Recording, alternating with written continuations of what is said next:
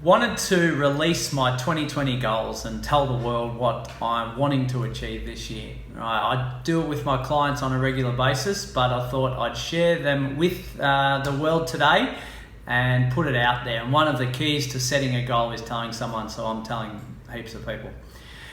I think I wanted to focus on my three highest priorities in my life, which is my health, my family, and my business. So I've surrounded my goals around those three key areas, which I'll go through. I'll start with my health. My first one is to create less screen time in my life. Now, that seems funny when we're in a business where I look into the screen all day, but I think there's a lot of downtime where I just do sweet nothing on the phone, and I need to stop that, which will allow me to be more present in my life after hours. So business is on, but then when it's time to turn off, that includes the screen as well. So talking about the phone more so, but also the laptop. So that's the priority in my health, which increase the mental side of things, I believe, which will also have an impact on family, hopefully. My second health goal is to qualify for the Hawaiian Ironman. So for those of you who don't know what an Ironman is, 3.8k swim, 180k ride, and 42k run. So that's happening early May in Port Macquarie. So I've got to qualify under a certain time, or at least get into a top few in my age group. So, and that then qualifies you for Hawaii. It's been a lifelong dream of mine, and I've been close on a number of occasions, but hopefully this year is the year. In relation to family, I've got a few. One-on-one time with my wife is the highest priority in that space. I think last year we fell into the trap of just doing it all for the kids, which is quite normal, but it was kids sport, kids school, kids everything, and we didn't appreciate that we needed to separate that and have time for ourselves. So that's the number one priority for me, and I hope it is for Amy as well.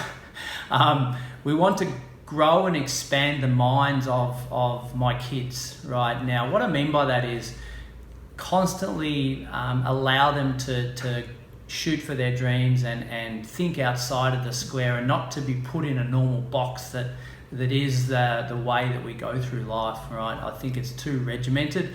I want to continue to allow them to expand themselves in any area that they wish they need to. So really support them in that journey and allow them to continually grow and not stunt their growth in that respect. Funnily enough, this one is related to the kitchen. I want to spend more time in the kitchen. Now, not just walking around the kitchen and doing sweet nothing. It's actually going in there and getting better in the way of cooking. Now, unfortunately, I'm a creature of growing up where mum was always the chef, right? Dad was never the chef. So, and I'm still that today. So I need to change that, and I'm putting some work into spending more time having that responsibility on at certain times throughout the week. Amy doesn't know about that one yet. The last one is relation to my business at Solvair. We've launched an online academy last October, which is tracking fantastically and exceeding what I thought it was going to do. So it's continuing to grow that and putting a major focus on that. But secondly, we're actually wanting to create and launch a second academy right now. I'm not giving too many details away at the present, but the academy is going to be based on school-aged kids and around the whole finance story. So I think that needs a lot of work in the system as we speak today. So there it is, my 2020 personal goals, and continue to create habits around those so that I can sit there on December 31 and say, yeah, I've ticked off all of those goals as I see fit. Thanks guys, chat soon.